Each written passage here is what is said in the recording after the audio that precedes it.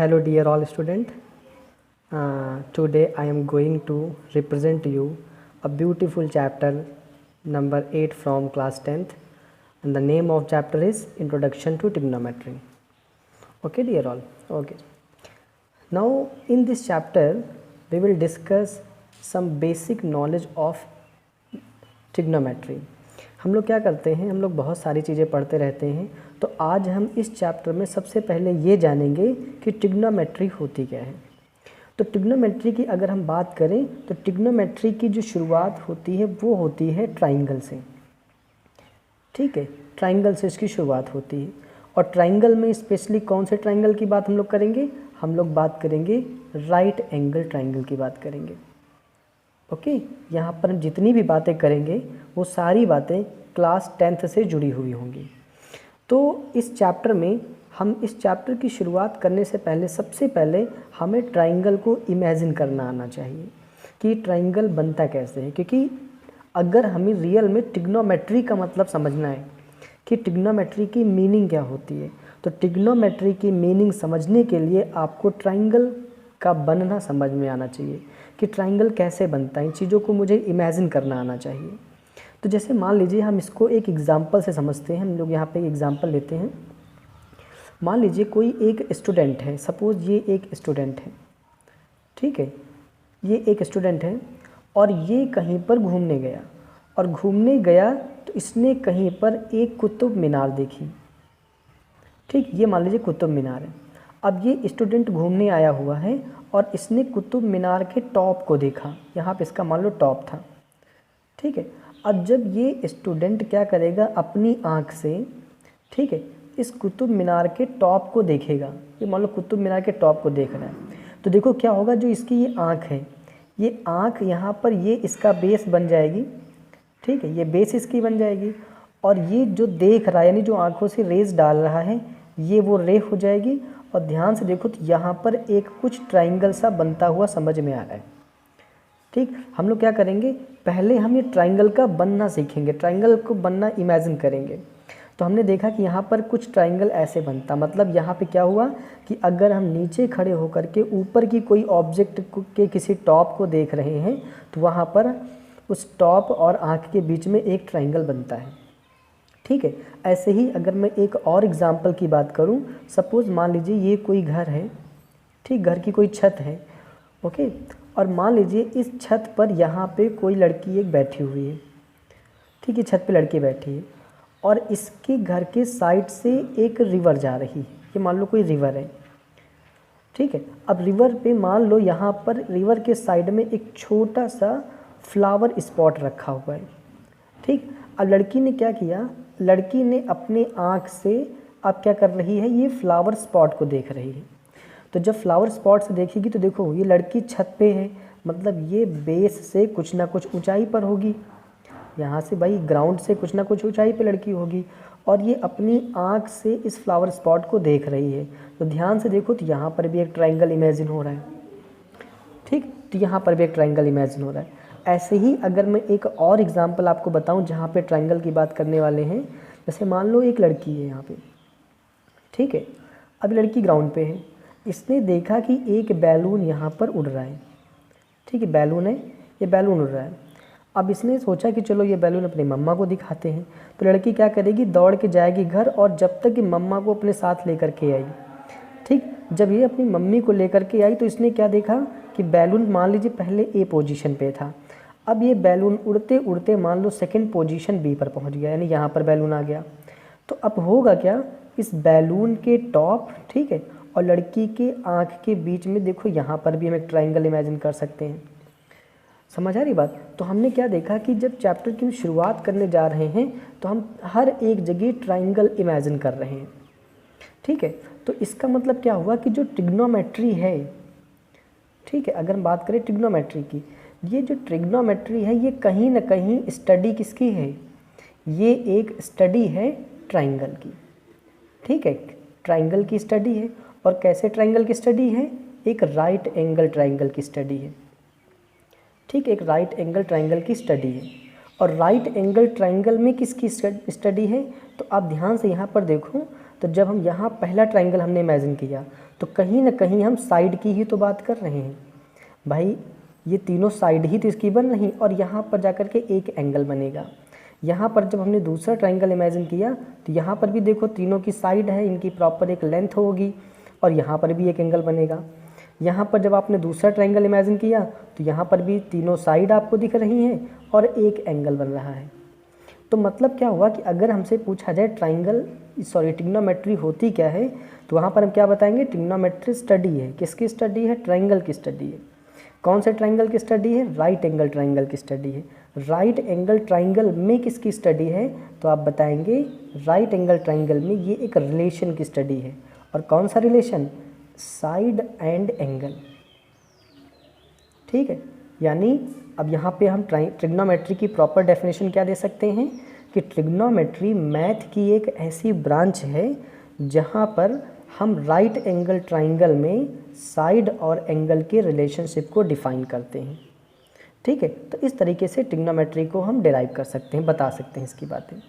आप ध्यान से देखो, ट्रिग्नोमेट्री का स्कोप धीरे धीरे बहुत तेज़ी से बढ़ता जा रहा है। सबसे पहले क्या होता था, पहले लोग ट्रिग्नोमेट्री के बारे में जानते ही नहीं थे, लेकिन इजिप्ट हो गया, बेबीलोन, ऐसी कंट्रीज़ ये हैं जहाँ पर ट्रिग्नोमेट्री के वर्क यानी ट्रिग्नोमेट्री के एप्लीकेशन शुरू किए गए। तो धीरे धीरे क्या हुआ, आज के टाइम पर ट्रिग्नोमेट्री फिजिकल साइंस हो या इंजीनियरिंग हो, उसका एक इम्पॉर्टेंट पार्ट बन चुका है। उसमें हम लोग जगह जगह पर ट्रिग्नोमेट्री का यूज़ करते हैं। आप देखो, आज के टाइम पर स्टार की हाइट अगर मुझे बतानी है कि अर्थ से कोई स्टार कितनी दूर है, या मून की हाइट निकालनी है, तो इन सब चीज़ों को ट्रिग्नोमेट्री ने क्या किया, बहुत ईजी कर दिया।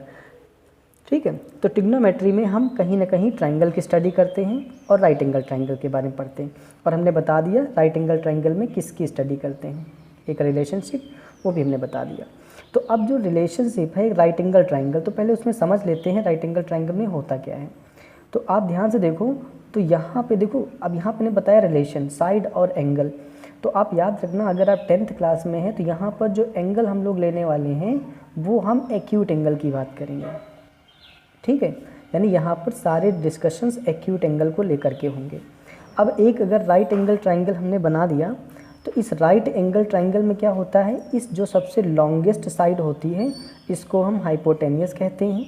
ठीक, वो साइड जो एंगल के ठीक सामने जा कर के पड़ती है उसको हम परपेंडिकुलर कहते हैं, और जो तीसरी साइड छूट जाती है वो बेस बन जाती है। ठीक है, ऐसे मान लो हमने कोई दूसरा एक फिर से राइट एंगल ट्राइंगल बना दिया। ठीक है, ये मान लीजिए हमने एक राइट एंगल ट्राइंगल ले लिया। ठीक है, अब राइट एंगल ट्राइंगल मान लो हमने इस बार यहाँ पे एंगल बना दिया। अब देखो, एंगल के सामने की साइड हमेशा परपेंडिकुलर होगी, तो इस बार परपेंडिकुलर ये बनेगी जा कर के। ठीक है, और हाइपोटेनियस ये बनेगी जा कर के, और जो लास्ट में बच जाएगी वो बेस बन जाएगी जा कर के। ठीक है, तो इस तरीके से हमने क्या देखा कि जो मैथ्स है ये एक बहुत ही इम्पॉर्टेंट पार्ट बन चुकी है। ठीक है, और एक मैथमेटिशियन है जिन्होंने कहा भी है, जिनका नाम है J.F. हर्बर्ट। ठीक है, यानी हर्बर्ट जी ने कहा भी है, का नाम है J.F. हर्बर्ट। इन्होंने कहा है कि आज के टाइम पे जो ट्रिग्नोमेट्री है ये समझ लीजिए मैथ्स की आत्मा है। ठीक, मैथ्स की जो रीढ़ की हड्डी है वो ट्रिग्नोमेट्री को कहा जाता है। तो आप खुद देखो कि जब हर्बर्ट जी ने बताया कि ट्रिग्नोमेट्री को मैथ की रीढ़ की हड्डी कहा जाता है, तो आप खुद समझो ये आज की मैथ्स में कितना ज़्यादा इंपॉर्टेंस रखती होगी। ठीक है, ओके। तो अब नेक्स्ट टॉपिक हम लोग इसमें डिस्कस करते हैं कि ट्रिग्नोमेट्रिक रेशियोज़ क्या होते हैं। ट्रिग्नोमेट्रिक रेशियोज़ की बात करें हम लोग, तो ट्रिग्नोमेट्रिक रेशियोज़ क्या होते हैं, आपको पता होना चाहिए कि ट्रिग्नोमेट्रिक जो रेशियो होते हैं वो 6 होते हैं, और ये रेशियो किसी न किसी एंगल के रिस्पेक्ट में लिए जाते हैं। तो साइन थीटा हो गया, ठीक है, ऐसे ही कॉस थीटा होता है, टैन थीटा होता है। फिर अब ये 3 मेन रेशियोज़ होते हैं। इसके बाद के जो रेशियो हम लिखेंगे वो रेसिप्रोकल होते हैं। पहला रेशियो हमने लिखा कॉसेक थीटा। कॉसेक थीटा क्या है, ये रेशियो साइन थीटा का रेसिप्रोकल होता है। ऐसे सेकंड हमने लिखा सेक थीटा, ये कौन सा होता है, ये रेशियो कॉस थीटा का रेसिप्रोकल होता है। और टैन जो बचा, टैन का रेसिप्रोकल होता है कॉट थीटा। ठीक है, अब हम क्या करें, इसके अगर मैं फॉर्मूले लिखना शुरू करूँ, देखिए सबसे इम्पॉर्टेंट है आपको इनके फॉर्मूले आने चाहिए, तभी हम लोग एक्सरसाइज कर पाएंगे। तो हम सबसे पहले क्या करते हैं, यहाँ पे मान लीजिए हमने एक राइट एंगल ट्राइंगल ड्रॉ कर लिया। ठीक है, मान लो राइट एंगल ट्रायंगल हम लोग बना लेते हैं। ठीक है, अब आपको पता है अगर मैं इस एंगल का नाम थीटा दे दूँ, ये एंगल थीटा है, तो क्या होगा, देखो एंगल के सामने वाली साइड हमेशा परपेंडिकुलर होगी, ट्रायंगल में सबसे लॉन्गेस्ट साइड हाइपोटेनियस बनेगी, और जो तीसरी साइड बच जाती है वो बेस बन जाएगी। इसका नाम दे दीजिए, हमने नाम दे दिया P, this is Q and this is R. ठीक, अब साइन थीटा देखो क्या होता है, ये इसका फॉर्मूला होता है perpendicular upon hypotenuse. Cos theta का फॉर्मूला क्या होता है, बेस अपॉन हाइपोटेनियस। जी हाँ, तो हम लोग कॉस थीटा का फॉर्मूला समझ गए। कॉस के बाद आता है टेन थीटा। टेन थीटा का फॉर्मूला क्या होता है, पी अपॉन बी। पी मतलब देखो तो परपेंडिकुलर अपॉन बेस। ऐसे क्या करेंगे, कॉसेक थीटा। कॉसेक थीटा क्या होता है, कॉसेक थीटा साइन थीटा का रेसिप्रोकल होता है। तो हम क्या करेंगे, जो साइन थीटा का फॉर्मूला है उसका रेसिप्रोकल कर दें, तो कॉसेक थीटा का फॉर्मूला बन जाएगा। तो क्या बन जाएगा, एच अपॉन पी, मतलब हाइपोटेनियस अपॉन परपेंडिकुलर। ऐसे सेक थीटा कॉस थीटा का रेसिप्रोकल होता है, तो कॉस इसका फॉर्मूला क्या बन जाएगा, H upon B means hypotenuse upon base हो जाएगा। कॉट थीटा क्या होता है, पी अपॉन बी का रेसिप्रोकल है, टैन का रेसिप्रोकल है, तो इसका फॉर्मूला क्या बन जाएगा, this is base upon perpendicular. इस तरीके से हमने सारे फॉर्मूले यहाँ पे राइट डाउन कर दिए। ओके, अब नेक्स्ट आता है कि इन सारे फॉर्मूलों को हम लर्न कैसे करें, किसमें परपेंडिकुलर आएगा, कहीं हाइपोटेनस आएगा, कहीं बेस आएगा। तो ये सारे फॉर्मूले याद करने में कंफ्यूज हो सकते हैं आप। तो इस कन्फ्यूज़न को दूर करने के लिए हमने क्या किया, यहाँ पर एक शॉर्टकट मेथड लिख दिया। शॉर्टकट क्या है, देखो पी बी पी, ये कहाँ से आया, आप सिर्फ तीन पर फोकस करो। ये जो साइन कॉस टेन आ रहे हैं, इन तीन को फोकस करिए।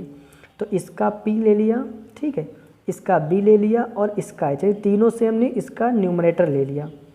ठीक है, इसका पी बी और एच। अब इसका क्या करो, डिनोमिनेटर लो, एच एच बी, तीनों का डिनोमिनेटर लिख दिया। अब हमने क्या याद कर लिया, P B P upon H H B.